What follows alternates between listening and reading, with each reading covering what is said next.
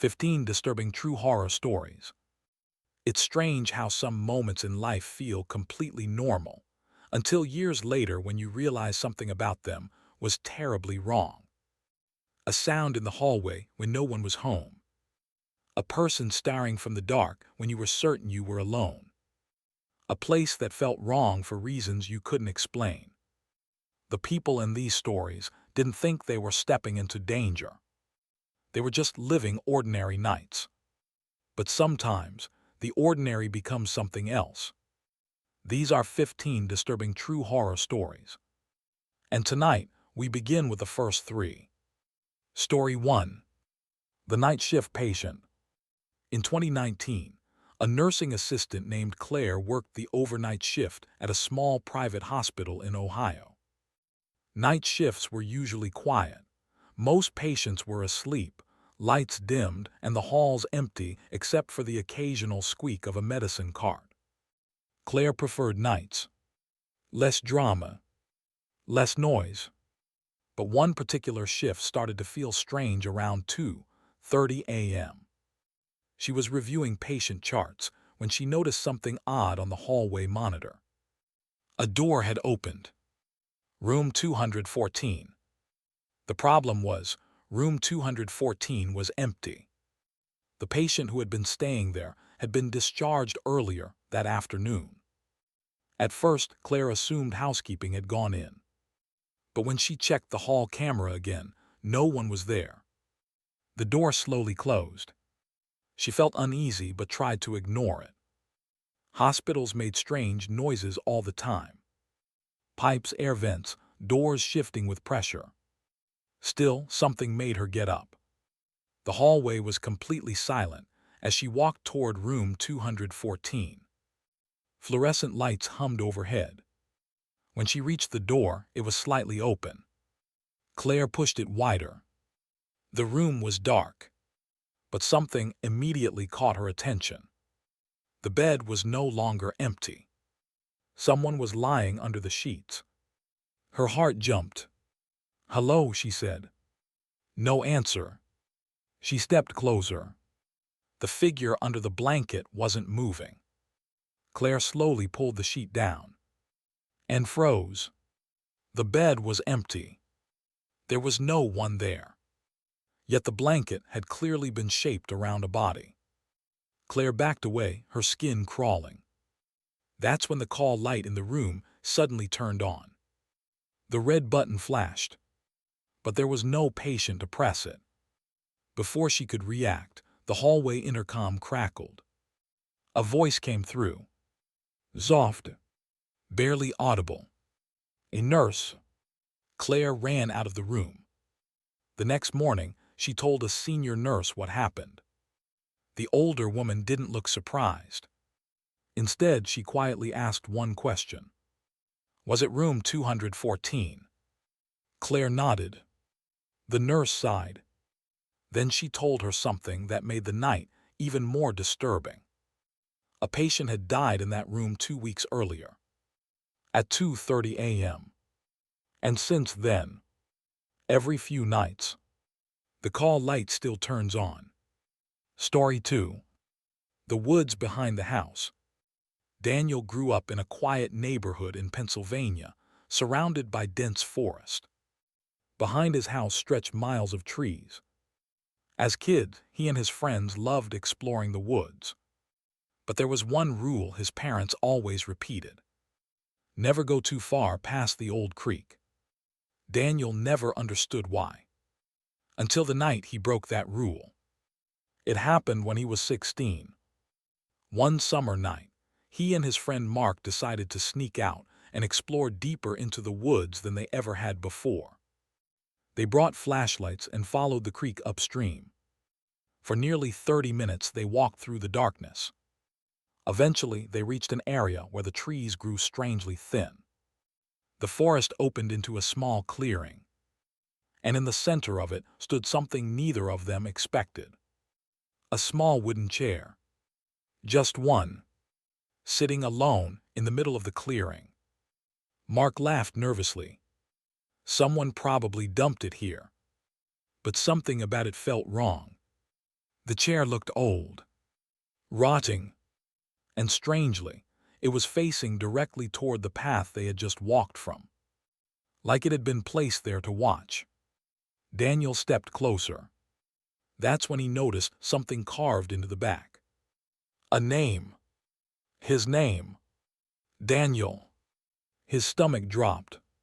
He had never been here before. Mark grabbed his arm. "Dude, let's go." But before they could leave, they heard something. Footsteps. Not near them. Farther inside the woods. Slow. Heavy. Something large moving through branches. The footsteps stopped. Then something else happened. A second chair slowly tipped over in the darkness behind them. But when they turned around, there was nothing there. No chair. No person. Just trees. Then the footsteps started again. This time, closer. Daniel and Mark ran. They didn't stop until they reached the neighborhood streetlights. The next morning, Daniel returned with his older brother. He wanted to prove it had been some kind of prank. But when they reached the clearing, there was nothing there. No chair. No carving. No clearing. Just thick forest. Like the place had never existed. Daniel never went back into those woods again. Story 3. The Man in the Elevator. In 2017, a college student named Mia moved into a small apartment building near her campus. The building was old, only 4 floors, and one small elevator that creaked every time it moved. Mia lived on the 3rd floor. The first week there, everything seemed normal. But then something strange started happening. Late at night, when she took the elevator upstairs, she began noticing the same man. He was always already inside, standing in the corner, tall, thin, wearing a dark coat. The first time she saw him, he didn't press any buttons. He just stood there silently. Mia assumed he lived in the building. But something about him felt unsettling. He never looked at her, never moved, and never got off the elevator. Even when she exited on the 3rd floor, the doors would close, and the elevator would continue moving. Down. Every time. One night, Mia decided to test something. She entered the elevator. The man was there again. She pressed floor 4 instead of her floor. The elevator slowly climbed. When the doors opened, the hallway was empty. But the man didn't move. Mia stepped out and waited. The doors closed, and the elevator went down again. The next morning, she asked the landlord about him. The landlord looked confused. "What man?" Mia described him. "Tall, dark coat, quiet." The landlord slowly shook his head. Then he told her something disturbing. The elevator hasn't worked properly since an accident 5 years ago. Mia frowned. "What accident?" The landlord hesitated, then said quietly, "A man died in that elevator shaft." She felt cold. "What floor did he live on?" The landlord answered immediately. "3rd." That night, Mia started using the stairs. Because sometimes, around midnight, she still hears the elevator moving, even though no one in the building is using it. 15 Disturbing True Horror Stories. Part 2. Hook. Some places hold memories. A house. A hallway. A road that seems ordinary during the day, but feels wrong after midnight. Most people walk through these places without noticing anything unusual. But sometimes, someone experiences something they can never explain. Something that refuses to make sense. Something that follows them long after they leave. These are more disturbing true horror stories. And the next three are even harder to forget. Story 4. The Voice on the Baby Monitor. In 2020, a couple named Rachel and Tom moved into a quiet suburban home in Michigan with their 6-month-old daughter, Lily. It was the kind of neighborhood people described as peaceful. Tree-lined streets, friendly neighbors, hardly any traffic. For the first few months, everything felt normal, until the night Rachel heard a voice coming through the baby monitor. It was around 1:40 a.m. Rachel had just woken up to check on Lily through the monitor screen beside her bed. The room looked normal. Lily was sleeping. But then the audio picked up something strange. A voice. Very faint. At first, Rachel assumed it was interference from another monitor nearby. But then she heard it again. A whisper. Soft. Right next to the microphone. Hello. Rachel sat up immediately. Tom woke up beside her. Did you hear that? She asked. Tom listened. For a moment there was silence. Then the voice returned. Clearer this time. She's awake. Rachel felt her stomach drop. Because Lily was still asleep. Tom grabbed the monitor and checked the camera. The nursery looked empty. No one was there. The door was closed. But suddenly, Lily began to move. Her eyes slowly opened. And right as she started crying, the whisper came again. This time directly into the monitor. I know. Tom ran to the nursery. Rachel followed seconds later. The room was empty. Nothing was out of place. But the baby monitor was sitting on the dresser. And its microphone light was still glowing. They replaced the monitor the next day. But for weeks afterward, Rachel said she would sometimes wake up at night, certain that someone had just whispered from the hallway. Story 5. The Empty Bus Stop. Jacob worked late shifts at a restaurant in Chicago.